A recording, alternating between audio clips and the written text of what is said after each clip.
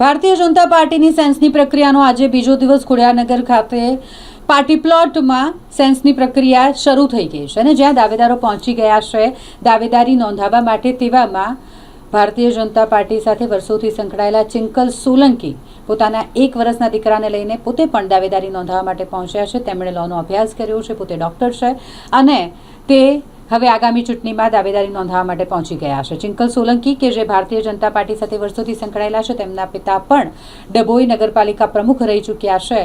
તેવામાં હવે તેઓ સ્થાનિક સ્વરાજ્યની ચૂંટણીમાં ઝંપલાવવા ઈચ્છે છે અને માટે તેમણે દાવેદારી નોંધાવી છે। હું વોર્ડ નંબર 13માંથી દાવેદારી નોંધાઈ રહી છું અત્યારે।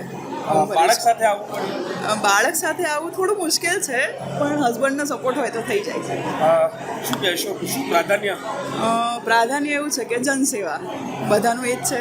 આગળના કોર્પોરેટર પણ એ કરતા આવ્યા છે, એમાં કંઈક સુધારો વધારો નવી પેઢી તરીકે હું કરી શકું એવી ઈચ્છા છે મારી। એક યુવા છો? હા, યુવા છું, યંગ છું। યંગને પ્રાધાન્ય આપે તે છતાં હું એક ડૉક્ટર છું, હોમિયોપેથી ડૉક્ટર છું અને મેં લો પણ કર્યું છે, LLB કર્યું છે, એટલે એ પણ મને કાયદાકીય જ્ઞાન છે અને હું હેલ્થ સેક્ટરમાં પણ છું, એટલે બંને રીતે અને એક કોર્પોરેશનમાં આવીને પ્રજાને હું થોડું સારી રીતે એમના પ્રોબ્લેમો સમજી શકું અને એ સોલ્વ કરી શકું, એ માટે મારે કોર્પોરેશનમાં આવવું છે। પાર્ટી વિશ્વાસ મૂકશે? પાર્ટી વિશ્વાસ મૂકશે ને। 2005થી કામ કરું છું।